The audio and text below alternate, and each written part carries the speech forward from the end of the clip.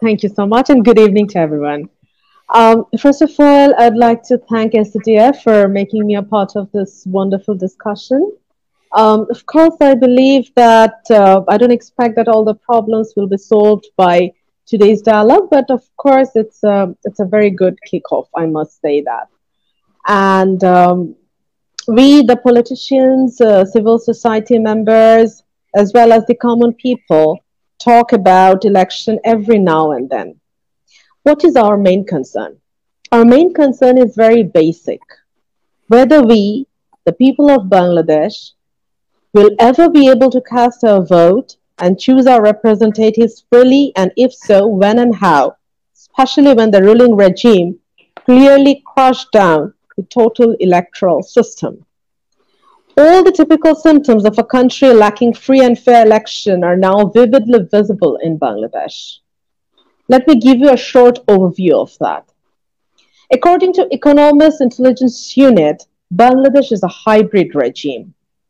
In VDM's ranking, Bangladesh has been ranked 147th among 179 countries in Liberal Democracy Index, LDI. Freedom House categorizes Bangladesh as partly free. Bertelsmann Foundation's Transformation Index 2018, BTI, rated Bangladesh as an autocracy. The Civicus Monitor classifies Bangladesh as repressed. Bangladesh was not invited to Democracy Summit organized by Biden administration, as you all know. In Press Freedom Index of Reporters Without Borders, this year Bangladesh was ranked 163rd out of 180 countries. This year, Bangladesh scored 25 out of 100 in Transparency International's Corruption Perception Index 2022, ranking 147th out of 180 countries. As a significant consequence of a non-elected government, rampant corruption has been prevalent in this country. Consequently, this country is facing the most severe economic crisis since its independence. Our forex reserve, if all the immediate liabilities are deducted, will merely be enough for meeting the import bill of approximately 2 months. This is far less than the safe margin. The government went for budget support from IMF, World Bank, ADB, as you all know. In South Asia, except Bangladesh, only 2 other countries went for support from IMF. One is Sri Lanka and the other is Pakistan. Bangladesh is facing the highest inflation in its history. It is at least 20%, though the government falsely said it's 10. If we consider it as 10, even if it is the highest in a decade. Cause of this dire economic condition is rampant corruption, as I have already told, and laundering of that money to many developed countries. According to the Global Financial Integrity GFI, every year, between $8 to $10 billion is laundered from Bangladesh through banking channel. If the amount of laundering by non-banking channels is added, total amount will be at least the double of the amount. That is scary. Due to severe corruption, Bangladeshi physical infrastructures are the most expensive in the world. In June 17, 2017, in a news conference, Bangladesh Office of World Bank proved with adequate data that the expense of constructing roads in this country tops the world. They too blamed corruption for that. A massive corruption took place in banking sector, from where government oligarchs took vast amount of loans and became defaulter intentionally. After coming to power, the ruling regime permitted its oligarchs to establish power plants that were very much against the interest of the country. A special act was enacted to bypass the public procurement procedure. Indemnity was given so that no one can ask about it in future. Despite paying huge economic price, Bangladesh is still suffering from power crisis. In this perspective, we are here to discuss about our current state of democracy, economic condition, and human rights situation. Dear discussants, let me start with democracy first. In the last few years, we experienced such an election where people couldn't vote. In 2014, representatives of 150 seats were selected uncontested. I purposefully use the word selected as no election took place in those seats. The ruling party selected the candidates and they became MPs automatically. Not a single vote was needed for that. This so-called election contradicts Article 7(1), 11, 65(2), and above all, the very spirit of our Constitution. In that election, the so-called main opposition party, Jatiya Party, was forced to play the role of the opposition. 3 ministers and a special envoy to the Prime Minister were appointed from Jatiya Party, which is unprecedented in the democratic world. After that, some local government elections took place, which were also marred by rigging and severe violence. Then another national election took place in 2018, which was, though participatory, was not free and fair. This election is popularly known as midnight election, since ballot papers were stuffed in the previous night. In a survey done immediately after the election by Transparency International Bangladesh (TIB), it found that in 94% of the constituencies, some sort of rigging took place. Most important finding of that survey, that is, proof of ballot stuffing in the previous night, was found in 66% of the constituencies. TIB stated that if asked, they are ready to produce all the documents on which the survey was done, but the ruling party didn't challenge this record. Now another election is knocking at the door, and here the discussion begins. As the main opposition party, our prime concern is whether that election will be such where the people can exercise their voting rights, or it will be marred by rigging and violence as before.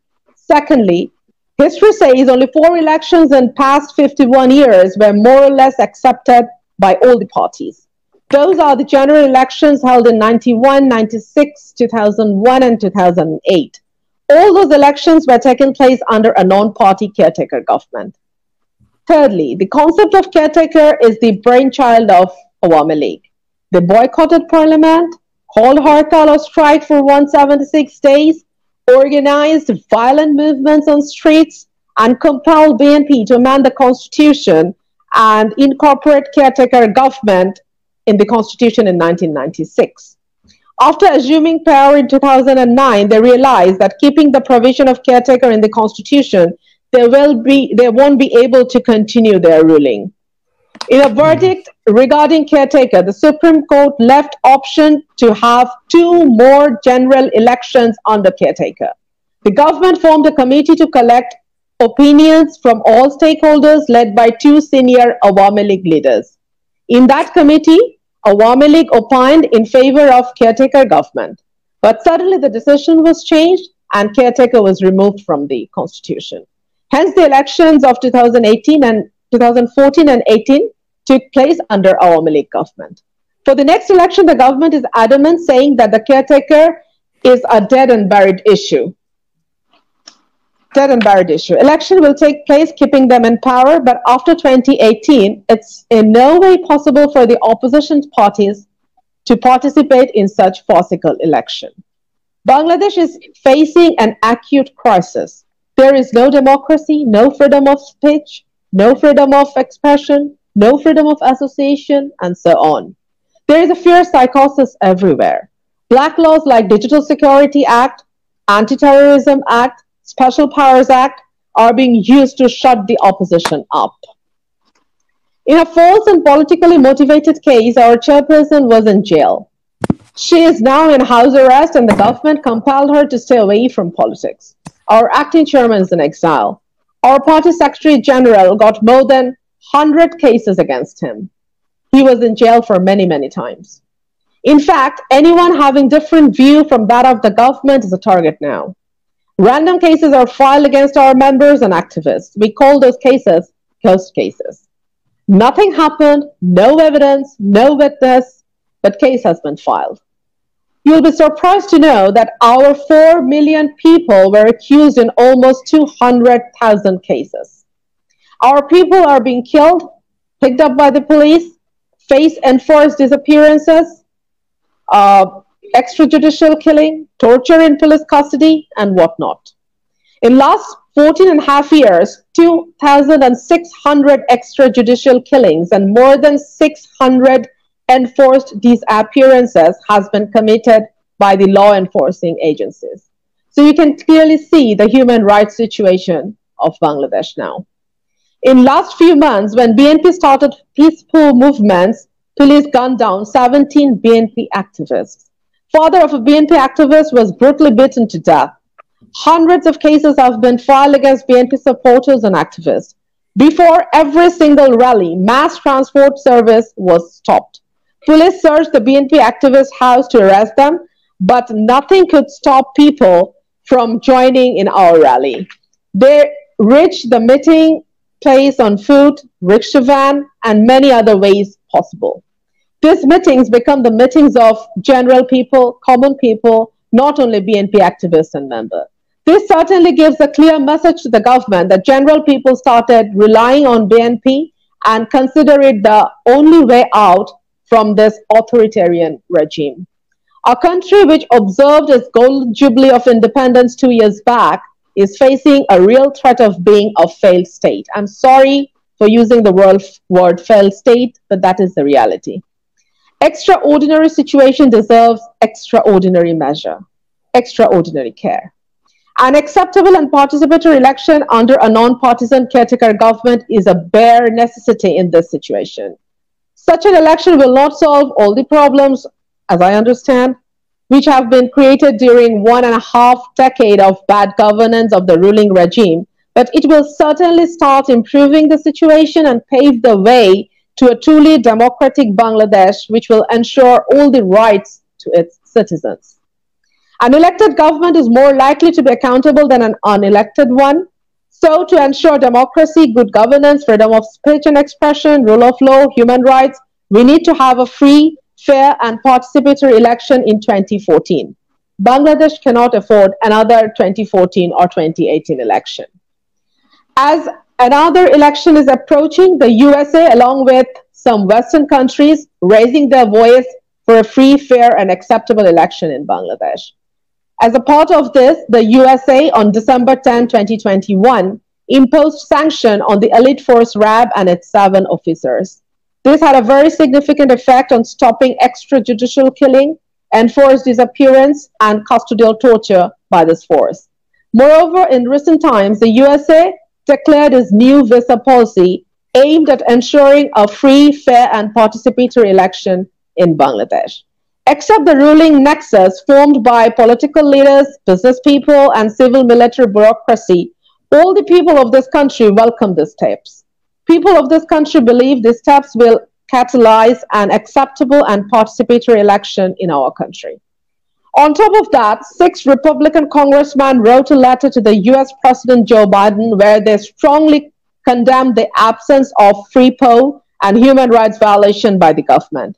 In the letter, they urged their president to take appropriate measures to give Bangladesh the best chance for free elections, including stricter individual sanctions, banning Bangladesh law enforcement and military personnel from participating in UN peacekeeping missions, etc. Another letter was written by 6 Congress members who urged for initiatives and a feedback method for the steps taken by the US government. Last but not the least, prior to the Bangladesh tour of the UN under Secretary General of Peacekeeping Human Rights Watch and International Human Rights Organization, reiterated the UN to check human rights record of Bangladeshi peacekeepers who worked in RAB and other forces.